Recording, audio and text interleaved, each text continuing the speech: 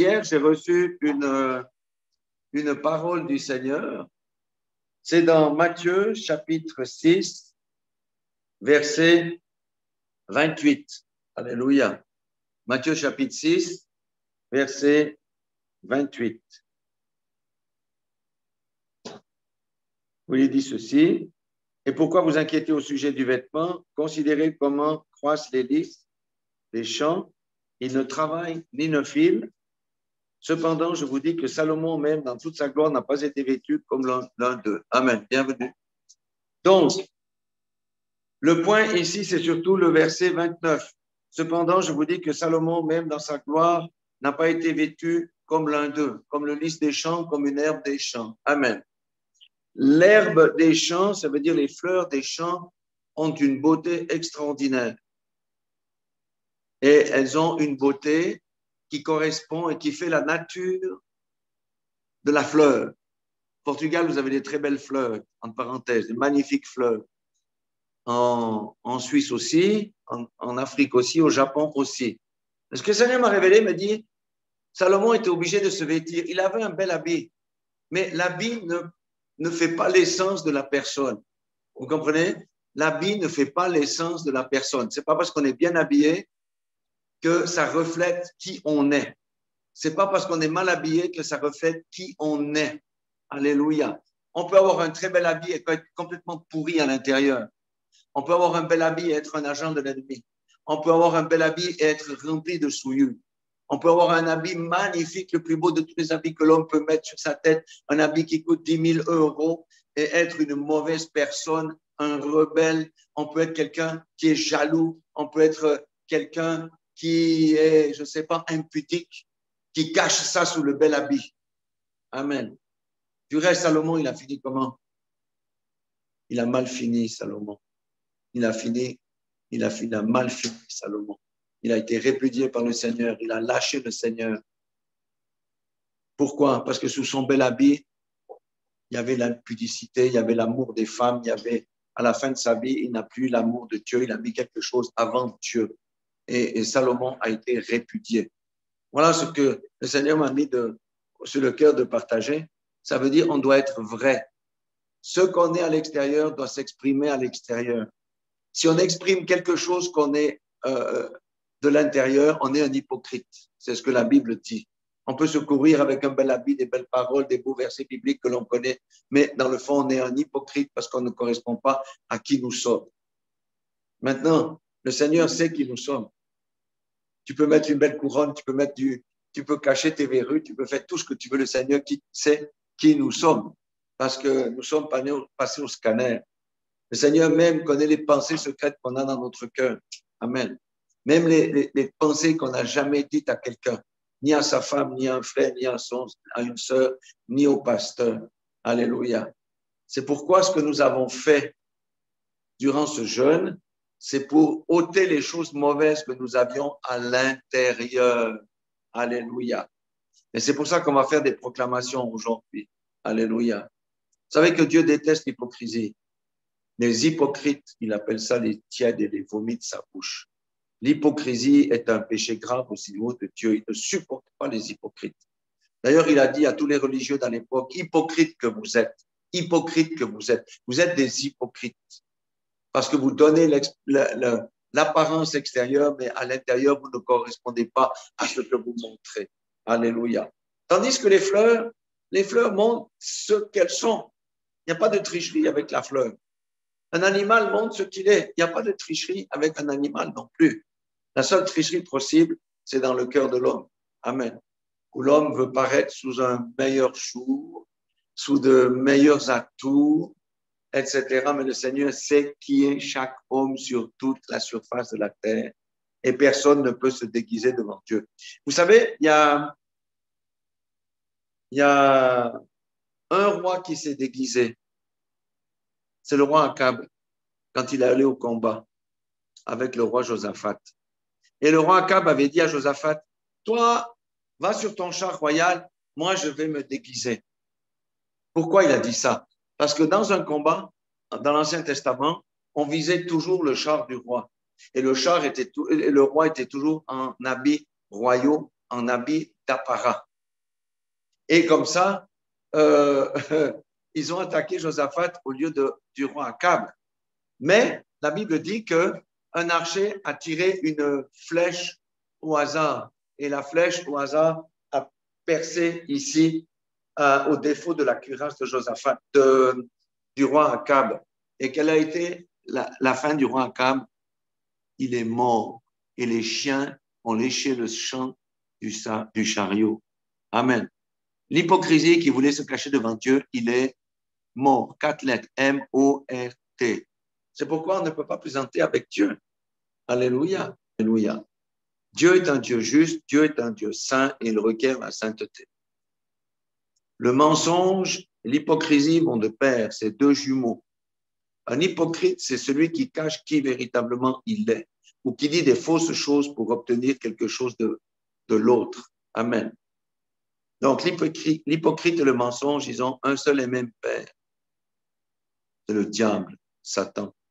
Celui qui ment procède de son père, le diable. Celui qui est hypocrite manifeste le diable. Alléluia. Donc, nous savons que nous sommes des enfants de lumière. Dans la lumière, quand il y a la lumière est sur quelqu'un, est-ce qu'il va se cacher? Il n'y a rien qui peut être caché parce que tout est mis à la lumière. Et le Seigneur a dit justement que nous étions la lumière du monde. Pourquoi il a dit que nous étions la lumière du monde? Parce qu'on met en lumière ce qui est caché. On peut avoir le discernement, encore une parole de connaissance. On met en lumière ce qui est caché. Alléluia. C'est pourquoi ce soir, nous allons prendre la Sainte Seine. Nous allons faire des proclamations et nous nous sommes repentis. Chacun s'est repenti chez soi. Hein. On n'a pas besoin d'aller publier qui nous sommes. Vous savez, quand on publie qui nous sommes devant Dieu, il nous évite l'affront de publier devant les hommes qui nous sommes. Vous savez ça? À un moment donné, Dieu expose toujours. Et le jour où il expose quelqu'un, je peux vous dire que ça fait mal. Donc, on a cette chance de pouvoir venir nous repentir, demander pardon à Dieu pour éviter l'affront public. Alléluia. Alléluia. Regardez un hypocrite dans les apôtres. Il y en a eu un bel hypocrite. C'était Judas. Judas parlait par langue, vous savez, il n'était pas là, mais il guérissait les malades, il partageait la parole, il faisait toutes les choses que les autres apôtres faisaient. Amen, les autres disciples faisaient. Cependant, son manteau n'a pas fait illusion. Au moment donné, il a montré qui il était. Et ça l'a conduit où? À la mort. Amen. Dieu est un Dieu sérieux. On ne joue pas avec Dieu. C'est comme il y a de ceux qui jouent avec les serpents parce qu'il est dit dans la Bible que vous serez mordus par les serpents et ils ne pourront rien vous faire. Ou si vous breuvez quelques breuvages mortels. Ils font ça, hein. En Inde, en Afrique, il y a plusieurs qui s'amusent avec des serpents. Mais il y en a plusieurs qui sont morts aussi. Parce qu'on ne peut pas dompter le cobra. On ne peut pas dompter la vipère du Gabon.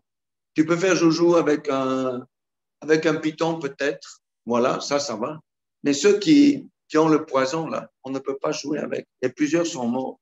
Ça s'appelle tenter Dieu. On ne tente pas Dieu. Et on ne ment pas à Dieu. Parce que Ananias et Saphira, qu'est-ce qu'ils ont fait? Ils ont menti à Dieu. Voilà, ils ont été des hypocrites.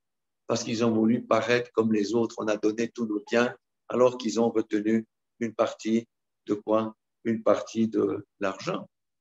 Ils avaient qu'à dire on te donne le 70% ou le 80%. Pourquoi ils ont dit qu'ils ont tout donné, le 100%? Alléluia. Et quelle a été la réponse de Dieu? Ils ont été frappés à 3 heures d'intervalle. Les deux sont morts. On va dans les temps où la sainteté, Dieu ne blague pas avec la sainteté. Hein? Dieu ne blague pas avec l'hypocrisie. Dieu ne blague pas avec la sainteté. Alléluia. Et on va dans ces temps-là parce que la gloire de Dieu va descendre sur son Église qui s'est préparée pour le recevoir. Parce qu'il y a les ténèbres qui sont très puissantes aujourd'hui sur la terre. La gloire de Dieu doit se manifester dans les fils et les filles de Dieu. Cependant, nous savons que tous ceux qui se disent chrétiens ne sont pas tous chrétiens. Seuls ceux qui sont appelés fils de Dieu sont les chrétiens, les autres sont les esclaves. Parce qu'il y a des chrétiens qui sont esclaves de leur péché, esclaves de l'impudicité, esclaves de la drogue, esclaves de la pornographie, esclave de ceci, esclave de cela. Et la Bible dit que l'esclave ne reste pas toujours dans le, comment on appelle, dans la maison, seul le Fils, parce que le Fils a été libéré du péché. Il a vaincu le péché, il a vaincu le monde, il a vaincu la convoitise. Nous avons des tentations, c'est vrai. Nous pouvons tomber, c'est vrai, mais nous ne pratiquons pas le péché. Et quand on prend les jeûnes pour que le Seigneur nous épure, c'est pour les choses qui collent à notre être intérieur, au niveau de notre caractère, qu'on n'arrive pas à s'en défaire. Amen. Et c'est ça la sanctification. Le Seigneur nous sanctifie, le Seigneur nous purifie, le Seigneur nous fait aller de progrès en progrès. Comment on sait qu'on a le salut? Parce qu'on va de progrès en progrès, parce qu'on ne stagne pas dans notre vie. Alléluia. Le Seigneur nous épure, il nous émonde. Alléluia. Il nous nettoie. Nous marchons dans la perfection, nous marchons vers la perfection. Et nous allons de progrès en progrès. Vous avez des chrétiens, ça fait 40 ans d'église, ils sont toujours les mêmes qu'il y a 40 ans. Où est la preuve du salut là-dedans? Il n'y a pas de salut là-dedans parce qu'il n'y a pas la transformation de l'être. Celui qui a le Saint-Esprit se laisse transformer par le Saint-Esprit.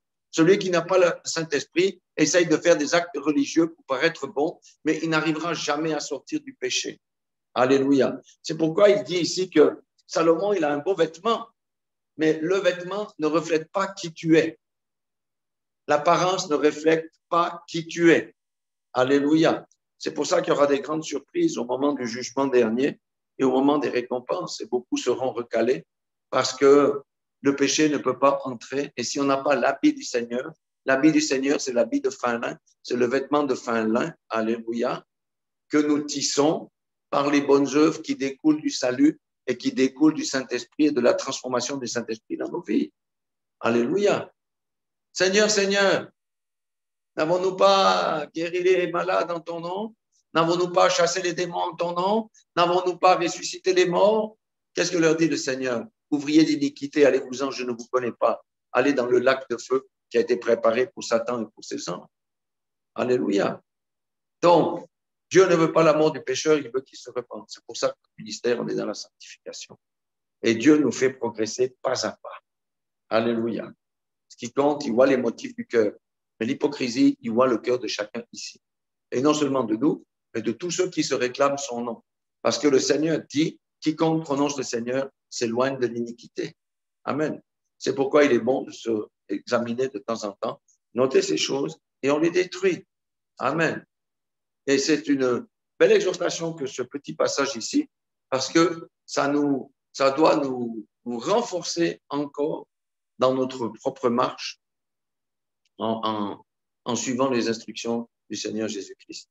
Vous savez que le Seigneur Jésus, c'est dans Hébreux, l'Épître aux Hébreux, chapitre 5, verset 9, Paul dit qu'il est devenu l'auteur d'un salut éternel pour qui?